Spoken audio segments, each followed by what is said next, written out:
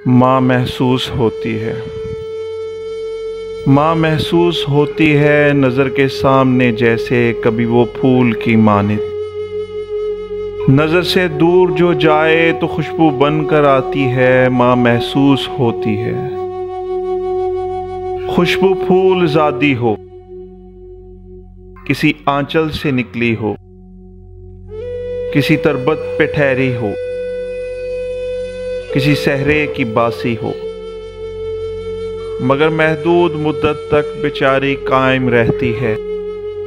मगर फिर एक खुशबू जो हमेशा साथ रहती है, वो खुशबू माँ की होती है। माँ महसूस होती है। माँ महसूस होती है। जब बेजार होता हूँ ज़माने भर की उलझन से, अपनों की अदावत से, सूरज की तमाज़त से, पैरों जब मैं जलता हूँ, जब ऐसे में घटा आकर सूरज ढांप देती है, तो माँ महसूस होती है। माँ महसूस होती है।